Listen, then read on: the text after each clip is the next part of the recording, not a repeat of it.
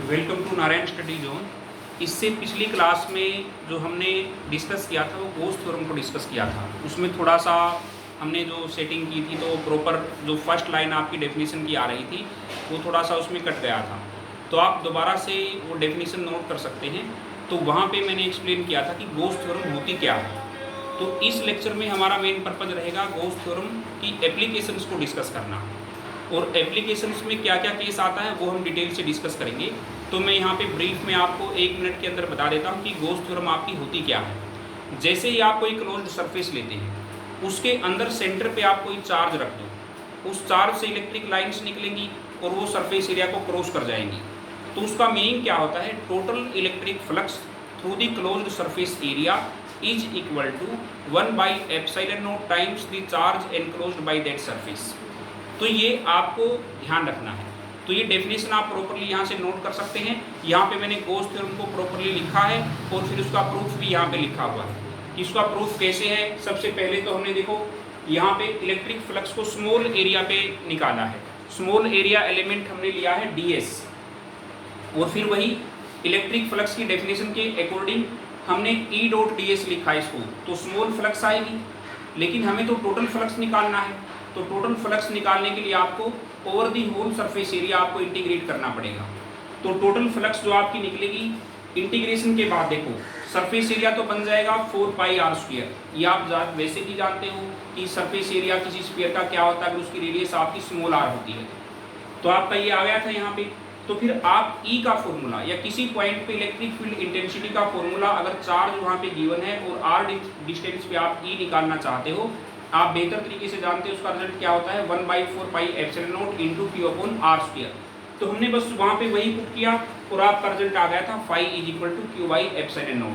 इसका मतलब ये हुआ जब किसी क्लोज्ड सरफेस एरिया के थ्रू आप इलेक्ट्रिक फ्लक्स निकालना चाहते हो तो उसके चार्ज को उसके सेंटर पे रख दो जो क्लोज्ड सरफेस एरिया है, तो फ्लक्स निकलेगी। तो वहाँ पे फ्लक्स की वैल्यू क्या आएगी, चार्ज एनक्लोज्ड अपॉन ε0, या फिर ये कह सकते हो 1/ε0 टाइम्स द चार्ज एनक्लोज्ड। तो रिजल्ट आपका यही आएगा। तो अब हम गोस थ्योरम के बारे में जान चुके हैं, उसका प्रूफ भी हमें पता लग चुका है। अब हम डिस्कस करेंगे इसकी एप्लीकेशंस को। और सबसे पहली जो एप्लीकेशंस आपकी गोस थ्योरम में आती है वो ये है कि अगर किसी लीनियर चार्ज डिस्ट्रीब्यूशन का केस हम लेते हैं, सपोज एक वायर है उसके ऊपर चार्ज जो है लीनियरली डिस्ट्रीब्यूटेड है, तो उसकी वजह से आप E कैसे निकालेंगे, तो वहाँ पे ये आपको नोट करना है। लेकिन इसमें आपको गोस थ्योरम को अप्लाई करना पड़ेगा। तो वहाँ पे देखो दोबारा से मैं रिपीट कर रहा हूँ, हमारा केस क्या होगा, एक वायर है उसके ऊपर चार्ज यूनिफॉर्मली डिस्ट्रीब्यूटेड है, तो उसकी वजह से उसके सराउंडिंग में सरफेस एरिया हमें अपने आप से कंसिडर करना पड़ेगा।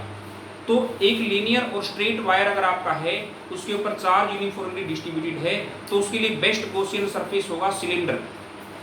तो आपको देखो गॉसियन सरफेस क्या होता है, बार बार हो सकता है आपके माइंड में ये भी बात आ रही है कि गॉसियन सरफेस क्या होता है। गॉसियन सरफेस वो होता है जिसके ऊपर गोस थ्योरम अप्लाई की जा सकती हो। ये क्लोज्ड सरफेस होता है, इसकी वैल्यू आप आराम से निकाल सकते हो। आप गॉसियन सरफेस अपने कन्वीनियंस के लिए, अपनी आसानी के लिए ही आप सेलेक्ट करते हैं। जैसे हमें वायर के लिए सबसे सूटेबल क्या रहेगा, सिलेंडर, तो वो हम कंसिडर करेंगे, वो पहले से गिवन नहीं है, वो आपको इमेजिन कर लेना है और फिर उसके ऊपर आप फ्लक्स निकालेंगे कि कैसे निकलती है। तो अभी मैं वही डिस्कस करने जा रहा हूँ। तो फर्स्ट एप्लीकेशन हम डिस्कस करेंगे, मैं ये इरेज कर देता हूँ, ठीक है। अभी गोस थ्योरम का आपका रिजल्ट आपको पता ही है, गोस थ्योरम क्या होती है, इसको मैं यहीं पे लिखा रहने देता हूँ। तो ये तो गोस थ्योरम थी आपकी। तो यहाँ पे अब हम एक केस डिस्कस करने जा रहे हैं। कोई भी एक वायर है उसके ऊपर चार्ज यूनिफॉर्मली डिस्ट्रीब्यूटेड है। अब गोस थ्योरम का मैं यहाँ पे डायरेक्ट रिजल्ट लिख देता हूँ, E.S = ये Q/ε0 होगा। ये आप जान चुके हो बेहतर तरीके से, ठीक है। अब देखो जरा, अब एक वायर ले लेते हैं हम। यहाँ पे आपका ये वायर है, देखो ये वायर जो रहेगा इसके ऊपर चार्ज, पॉजिटिव चार्ज जो है यूनिफॉर्मली डिस्ट्रीब्यूटेड है। हमने चार्ज को इस पे यूनिफॉर्मली डिस्ट्रीब्यूटेड लिया। आपको मैंने बताया देखो इस चार्ज की लेंथ जो है, जो यहाँ पे हम जिसकी वजह से इसके ऊपर फ्लक्स निकालेंगे, गॉसियन सरफेस हम कंसिडर कर लेते हैं सिलेंडर टाइप, क्योंकि यहाँ पे सिलेंडर ही सबसे बेहतर सरफेस रहेगा। सिलेंडर ही यहाँ पे सबसे बेहतर सरफेस रहेगा आपका। तो उसको हमने ऐसे डिस्कस कर लिया। अब यहाँ पे देखो ये गॉसियन सरफेस हमने कंसीडर किया है। अब इसके देखो अलग अलग कितने सरफेस हो गए, दो तो साइड में ये सर्कुलर टाइप के सरफेस हो गए, एक ये कर्व्ड सरफेस एरिया हो गया। तो हमें इन तीनों पे अलग अलग फ्लक्स निकालना पड़ेगा। इसको हम लिखेंगे यहाँ पे φ1, इसको हम नोट करेंगे यहाँ पे φ2, और जो कर्व्ड सरफेस एरिया से निकलेगा फ्लक्स जो आपका निकलेगा वो निकलेगा φ3। तो इसका मतलब आपका फाई टोटल क्या निकलने वाला है, यहाँ पे आपका वो निकलने वाला है φ1 प्लस φ2 प्लस φ3।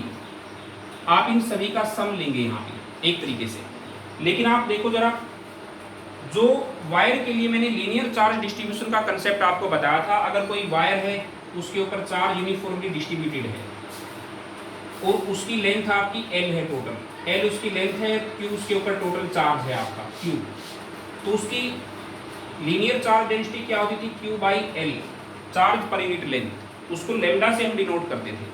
तो दिस इंप्लाइज आपका Q वहाँ पे क्या निकल आता था, लेमडा इंटू L, ऐसा आप लिखते थे। कहने का मतलब है हमें Q की जगह लेमडा इंटू L लिखने की जरूरत पड़ सकती है यहाँ पे, क्योंकि यहाँ पे हम पॉइंट चार्ज लेके नहीं चल रहे हैं, यहाँ पे हम कंटिन्यूस डिस्ट्रीब्यूशन ऑफ चार्ज का केस ले रहे हैं। ये मैंने एक लेक्चर में आपको बताया भी था कि distribution of continuous distribution of charge he actual में आपका एग्जिस्ट करता है। तो पॉइंट चार्ज तो हम वैसे मान के चलते हैं ताकि हमें एडवांस्ड मेथड में यूज करना पड़े, इसीलिए हम पॉइंट चार्ज लेके चलते हैं।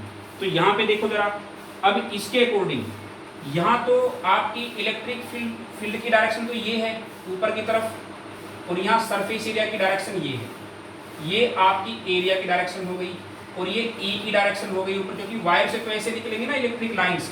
देखो वायर से ऐसे निकलेंगे इलेक्ट्रिक लाइंस, वायर से तो ऐसे निकलेंगे इलेक्ट्रिक लाइंस बाहर की तरफ, लेकिन यहाँ पे इलेक्ट्रिक लाइंस देखो ऐसे जा रही हैं और एरिया वेक्टर इधर है।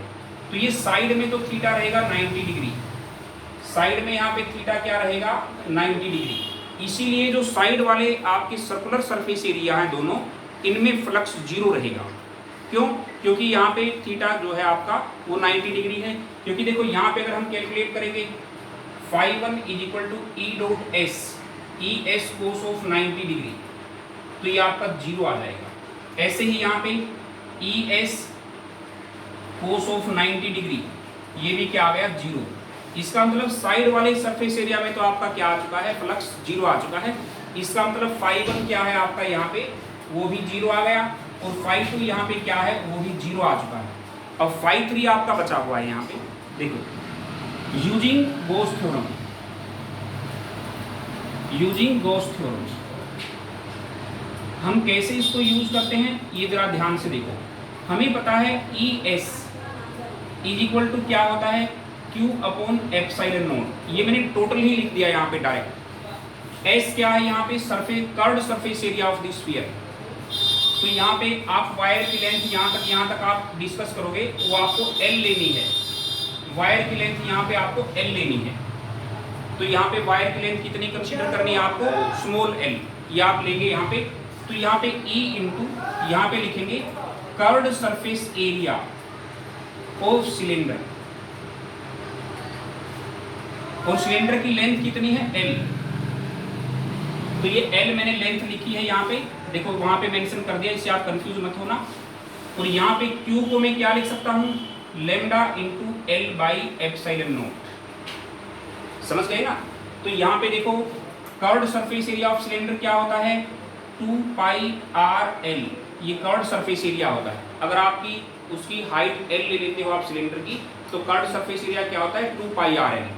तो यहाँ पे रहेगा आपका lambda into L upon epsilon not. तो L से आप L काट दो, तो दिस इंप्लाइज E यहाँ से क्या निकलेगा आपका, यहाँ से E क्या बन जाएगा, E को हम यहाँ से मेंशन कर देते हैं, वो बनेगा lambda upon 2 pi R into epsilon naught. ये रिजल्ट आ जाएगा आपका, ठीक है। और ये देखो आपने कुछ भी नहीं किया, दोबारा से एक बार मैं यहाँ पे मेंशन कर देता हूँ। पहले हर एप्लीकेशन के अंदर आपको गॉस थ्योरम ऐसे लिख लेनी है, इस तरीके से, ऐसे आप गॉस थ्योरम को लिख लेना। हमेशा चेंज कहाँ पे करना है, एक तो इस पार्ट में और एक इस पार्ट में। बाकी E को एक साइड रखो और बाकी को एक साइड रिप्लेस कर दो। चेंज कहाँ पे करना हमेशा, हर एप्लीकेशन में मैं आपको बता रहा हूँ। एक तो यहाँ पे चेंज होगा और एक यहाँ पे चेंज होगा। बाकी आपको E एक साइड रखना है और बाकी को एक साइड रिप्लेस कर देना है, तो आपकी एप्लीकेशन का रिजल्ट आराम से आ जाएगा। ये हमारा रिजल्ट क्या था, जब कोई लीनियर चार्ज डिस्ट्रीब्यूशन हो, मतलब कोई स्ट्रेट वायर है आपका, उसके ऊपर चार्ज यूनिफॉर्मली डिस्ट्रीब्यूटेड है और आपने गॉसियन सरफेस क्या कंसीडर किया है, एक सिलेंडर, तो उसके थ्रू आप इलेक्ट्रिक फील्ड का जो इफेक्ट होगा उसको आप शो कर रहे हो, तो आपको ई निकालना है। तो यहाँ पे उसकी वजह से इलेक्ट्रिक फील्ड आपने निकाला, तो फिर आपने गॉस थ्योरम यहाँ पे यूज किया, तो आपने देखा जो सिलेंडर आपने यहाँ पे यूज किया, जो साइड वाले जो सर्कुलर सरफेस एरिया थे वहाँ तो फ्लक्स आपका जीरो आ गया, इस पे फ्लक्स आपका जीरो नहीं आया, क्योंकि यहाँ पे थीटा क्या था आपका, देखो यहाँ पे जो सरफेस एरिया आपका है उसका वेक्टर भी बाहर की तरफ होगा और ई भी बाहर की तरफ और एरिया वेक्टर भी बाहर की तरफ। यहाँ पे थीटा क्या है आपका 0 डिग्री। इसीलिए आपका यहाँ पे जो φ3 वाला केस है, इसमें φ3 वाले केस में क्या बनेगा, φ3 = ES, और इसीलिए हम इसको Q/ε0 से रिप्रेजेंट कर देते हैं। समझ गए? तो यहाँ पे आपको ध्यान रखना है। तो ये ES सिर्फ इसके लिए है, आप शुरू में अगर कंफ्यूज हो जाओ, इनके लिए तो 0 हो चुका है साइड में रिजल्ट, ये ES किसके लिए है, ये कर्व्ड सरफेस एरिया के लिए। समझ गए? तो ये आपकी एप्लीकेशन मेरे ख्याल से आपको समझ आ जानी चाहिए, आसान था बिल्कुल। तो इस क्लास में हम इतना ही करेंगे, ठीक है? ओके।